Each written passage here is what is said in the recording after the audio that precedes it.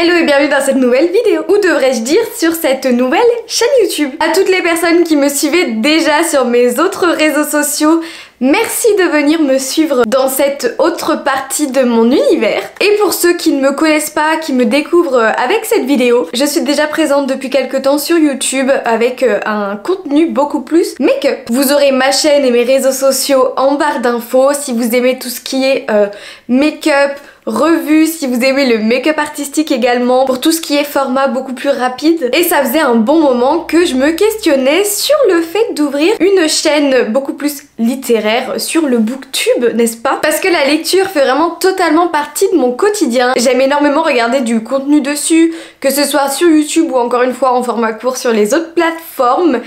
Mais j'avais peur de me lancer étant donné que ma cible, et je suis vraiment avec un contenu très niche autour du make-up, donc j'avais peur que ça plaise pas forcément aux personnes qui me suivent. C'est pour ça que je me suis dit autant séparer les deux, reprendre une chaîne à zéro centrée autour du livre. Comme ça les personnes qui aiment uniquement les livres pourront me suivre ici, les personnes qui aiment uniquement le make-up pourront me suivre sur mon autre chaîne, et pour les personnes qui aiment les deux, écoutez, vous pouvez vous abonner aux deux.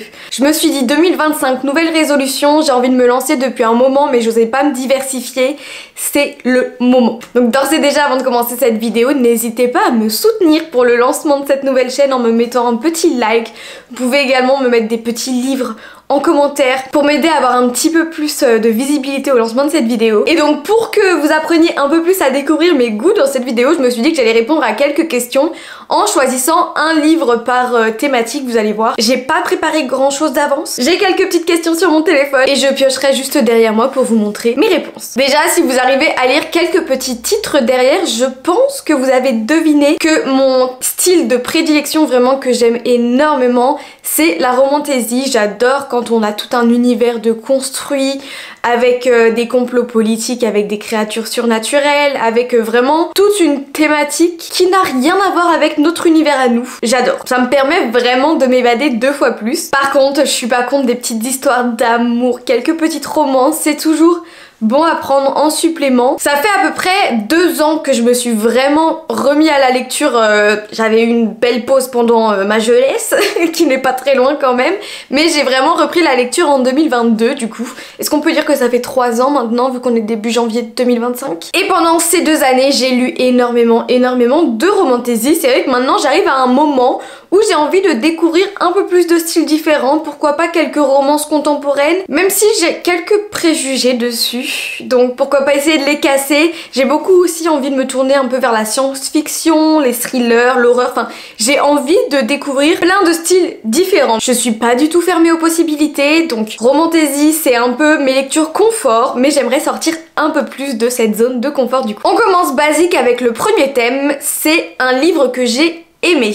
Et là je suis obligée de vous montrer le livre qui m'a redonné goût à la lecture. C'est le premier livre que j'ai acheté et que j'ai vraiment lu il y a 2 ans maintenant. Et c'est le livre Le sang et la cendre de Jennifer L. Armentrout, publié aux éditions de Saxus. J'ai pas encore tous les codes de booktube, donc n'hésitez pas à me dire s'il y a des informations qui vous manquent. Vous pouvez voir que j'ai commencé avec une sacrée brique quand même qui fait presque 800 pages. Non, presque 700 pages, mais c'est quand même pas mal. Par contre, je l'ai dévoré. J'ai tout de suite accroché avec l'univers. Clairement, on est dans de la romantasy pure et dure. Et il y a vraiment tout ce que j'aime dedans, comme je vous ai dit, du complot politique. Une petite romance, des plot twists de malades mentaux, des peuples en guerre, des créatures surnaturelles, on a des dieux aussi, ça j'aime beaucoup. Et clairement, juste derrière, vous pouvez voir que je continue la saga et je compte pas l'arrêter de sitôt. Dès qu'il y a un nouveau tome qui sort, je le lis. Pareil pour le préquel. Et donc pour vous faire un petit résumé rapide, celui-là, je voulais quand même présenter plusieurs fois, enfin cette saga en général, dans des favoris que je vous présentais sur mon autre chaîne. Mais pour tous les nouveaux, on va suivre Pénélope, ou Poppy, qui vit vraiment recluse dans un château. Elle est surprotégée parce que quand elle était jeune, elle est vraiment devenue l'élue. On l'appelle la pucelle. D'où ce nom sort, je ne sais pas, mais on n'a pas le droit de lui parler, on n'a pas le droit de la regarder, elle n'a aucune interaction avec le monde extérieur. Et depuis le début de sa vie, on l'a conditionnée à attendre le jour de son ascension. Poppy, elle a perdu ses parents très jeunes, ce qui fait qu'elle a vraiment été conditionnée à cette pensée depuis toujours et elle a jamais remis en question le fait donc qu'elle était l'élu, la pucelle et que c'était normal pour elle de vivre comme ça. Du coup, bien sûr, qui dit l'élu dit très haute protection, on veut rien qui lui arrive, du coup elle a une garde vraiment très rapprochée. Sauf qu'à un moment il va y avoir un nouveau garde qui arrive, c'est Hawk. Et Hawk, il va commencer à remettre en question tout ce qu'elle pensait. Il va essayer de lui faire ouvrir les yeux sur certaines choses, il va lui apprendre un peu plus la vraie vie on va dire, et remettre en question ce à quoi elle a cru toute sa vie. Et en parallèle, on a un royaume déchu qui est en train d'essayer de se soulever, de reprendre son pouvoir en préparant des attaques de manière plutôt violente quand même, hein, parce que ce royaume a un goût très prononcé pour la vengeance. Et voilà pour le résumé de ce premier livre, écoutez. Ce que j'ai vraiment aimé, c'est que Jennifer L. Armentrout, elle a vraiment créé un univers tellement complexe. En fait, plus on avance dans l'histoire et plus on se dit mais elle a été tellement loin pour inventer vraiment le plus minime des détails et c'est super bien construit, tout est super bien raccord. Le seul problème dans cette saga, c'est qu'il y a à peu près un livre qui sort par an et l'univers est tellement dense, tellement construit comme je vous ai dit au millimètre près que quand on a autant d'attentes entre chaque sortie, c'est un petit peu compliqué de se remettre dedans et de n'avoir rien oublié. Je pense qu'elle devrait mettre au début de chaque livre un petit résumé du tome précédent pour nous rappeler tous les événements qui sont passés parce que j'avoue que c'est compliqué à chaque fois que je lis le nouveau tome qui est sorti, de me remettre dedans, de me souvenir de tous les éléments, de me rappeler de tous les personnages, ce qui s'est passé, mais on finit toujours par s'en sortir et vraiment cette saga je l'ai adorée, c'est celle qui m'a redonné le goût de la lecture, donc forcément qu'elle a une petite place particulière dans mon cœur. Le prochain thème, à l'inverse, c'est un livre que je n'ai pas aimé. Et cette fois, je vous ai sorti le livre de la nuit de Holly Black, toujours aux éditions de Zaxus. Si je me trompe pas, Holly Black, c'est celle qui a écrit Le Prince Cruel. Personnellement, j'ai pas encore lu cette saga.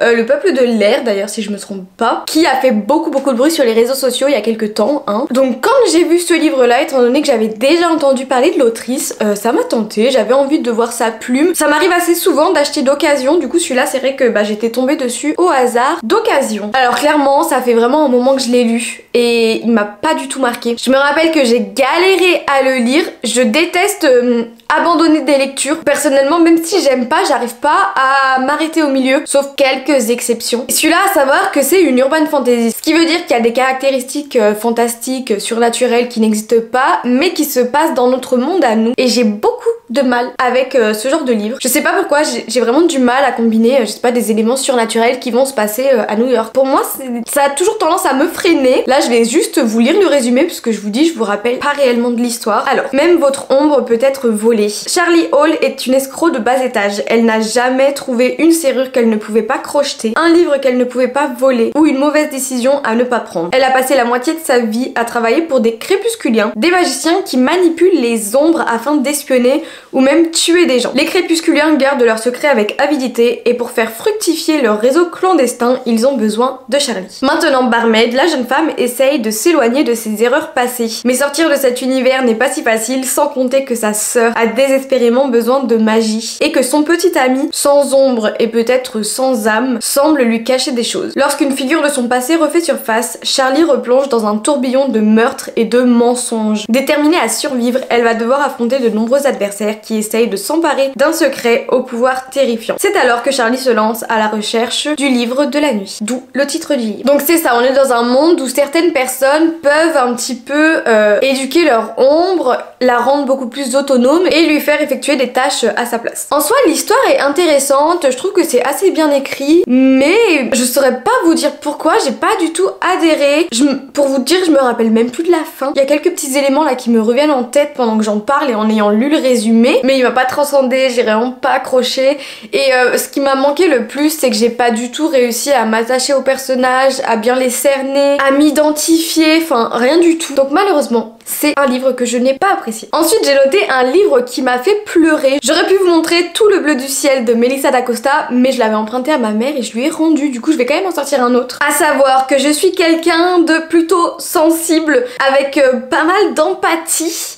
Et j'ai tendance à pleurer assez vite. Mais alors, Le Chant d'Achille de Madeline Miller, la fin du livre, j'ai cru que j'allais pas m'en remettre. Je savais très bien où ça allait. Il n'y avait pas de suspense en fait. Tout est dit presque au début du livre. Mais même en s'y attendant, franchement, Madeleine, elle a réussi à décrire les émotions des personnages et à nous faire sortir les mouchoirs. Donc le chant d'Achille, si vous ne l'avez jamais vu passer, ça va parler de l'histoire d'amour entre Achille et Patrocle tout au long de leur jeunesse jusqu'à la fameuse guerre de Troie. J'aime énormément l'univers de la mythologie grecque, donc c'est vrai que là j'ai vu une réécriture de l'histoire d'Achille que c'est vrai que je connaissais pas si bien que ça et je l'ai trouvé vraiment très intéressant, très bien écrit. Je l'ai fini super rapidement tellement j'étais à fond dedans. C'est d'ailleurs la première fois que je lisais une romance MM, mais cette histoire d'amour sous quête de guerre, de dieux, avec Ulysse, Agamemnon, Pénélope, Hélène, enfin vraiment tout ce qui est autour de la mythologie grecque, j'adore. Cette histoire était très belle et elle m'a fait verser pas mal de larmes, je dois bien l'avouer. Je vous ai pas fait de résumé à part entière, mais clairement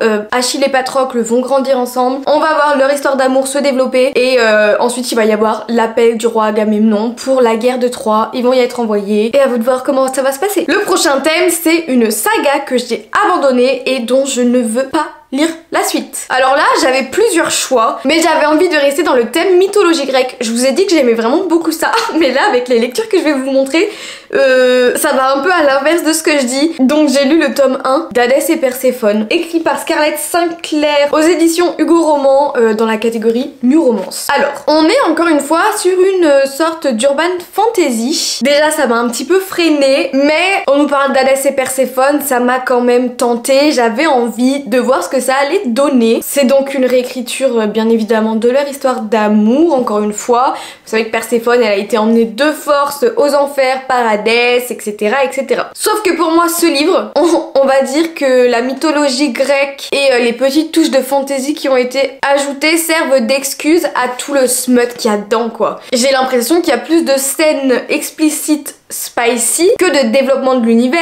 que de développement des enjeux. Ça fait très longtemps que je l'ai lu aussi, mais franchement j'ai pas du tout été transcendée. Ça m'a pas donné envie de lire la suite. Là je vais vous lire le résumé du coup quand même, étant donné que des réécritures de Hadès et Perséphone, il y en a plein.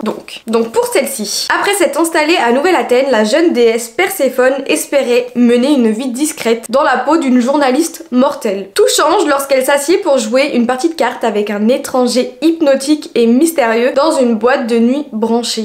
Après sa rencontre avec Hadès, Perséphone se retrouve liée par un contrat avec le dieu des ténèbres dont les conditions sont impossibles. Perséphone doit créer la vie dans le monde souterrain ou perdre sa liberté à jamais. Alors qu'elle s'efforce de semer les graines de sa liberté, son amour pour Hadès grandit. Un amour à la fois envoûtant et interdit. Donc je pense que ça peut vous plaire si vous aimez la romance et que vous n'êtes pas forcément habitué à la fantasy, parce que là le world building est vraiment léger, pas compliqué à comprendre. Donc peut-être que pour débuter, ça peut plaire. Personnellement, j'ai pas accroché. Et je vous ai dit que la mythologie grecque allait en prendre pour son grade dans cette vidéo. Alors que je vous jure, j'adore ça. Mais là, je vais vous présenter un livre que j'ai DNF. Je pense que depuis que j'ai repris la lecture, j'ai dû abandonner 2 livres. Mais il est quand même en présentation dans ma bibliothèque parce que j'ai pas abandonné tout espoir avec. Je parle donc de Pénélope, Reine d'Ithaque, écrit par Claire North aux éditions Hauteville. Déjà, le livre, personnellement, je le trouve trop beau. Et là, en fait, ce qui m'a vraiment attiré dans cette lecture, c'est que, encore une fois, on est sur de la mythologie grecque et on va suivre l'histoire de Pénélope, donc la femme d'Ulysse quand il a disparu pendant des années, justement après la guerre de Troie. Autre chose très intéressante, c'est que l'histoire, elle est racontée, si je me trompe pas, du point de vue de Héra, donc la femme de Zeus, la reine des déesses, on va dire ça comme ça. C'est elle qui va raconter ce qui se passe en fait à Ithaque de son point de vue. Et donc comme Ulysse a disparu depuis très longtemps, c'est forcément Pénélope, sa femme, qui dirige le royaume seule, sauf que plus personne ne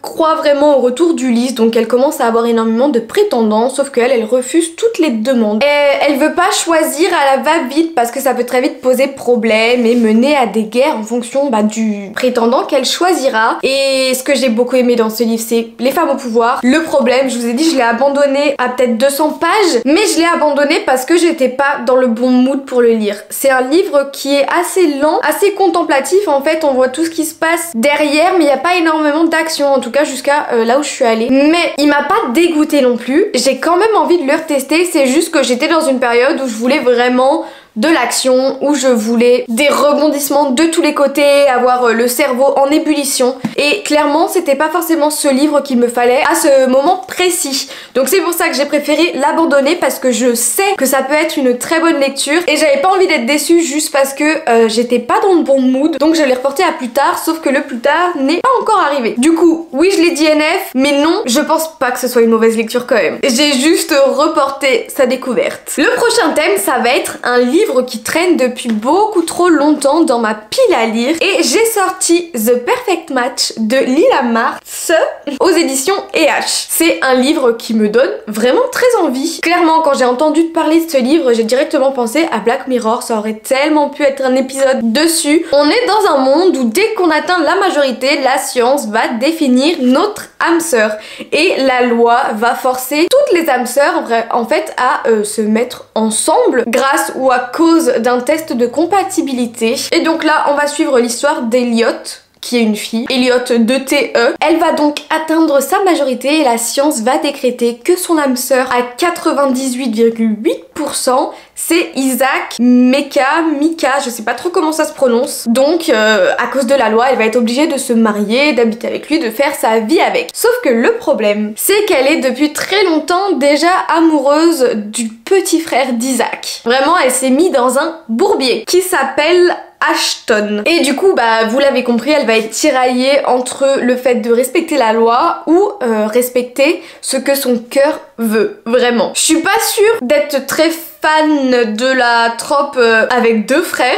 J'avoue que ça me freine un peu, c'est un petit peu spécial. Je sais pas du tout où est-ce qu'on va aller, est-ce qu'elle va en choisir un, l'autre, je ne sais pas. En plus apparemment elle s'entend pas du tout avec Isaac, donc j'ai quand même très hâte de le lire. C'est un thème qui m'intéresse beaucoup et c'est un style de livre que j'ai pas l'habitude de lire. C'est de la science-fiction, de la dystopie, je sais pas réellement. J'ai tendance à dire science-fiction, non? D'ailleurs, il y a le tome 2 qui est sorti depuis un bon moment maintenant, c'est The Perfect Match. Mais voilà, il traîne depuis trop longtemps et je sais pas pourquoi. Je l'ai pas encore sorti, mais je pense que bonne résolution 2025, je vais essayer de le lire incessamment sous peu quand même. Parce que mine de rien, il me donne vraiment envie. Écoutez, c'était le dernier livre et le dernier petit thème que j'avais à vous présenter. J'espère que vous avez appris un petit peu plus à découvrir mes goûts. J'espère que cette petite vidéo vous donnera envie de suivre mes aventures littéraires. Et je vous ai pas encore dit le planning, mais on va se retrouver tous les jeudis et dimanche sur cette chaîne, étant donné que j'ai déjà le mercredi et le samedi de prix sur ma chaîne YouTube Make-up. Comme ça, pour les personnes qui aiment les deux, vous aurez 4 vidéos par semaine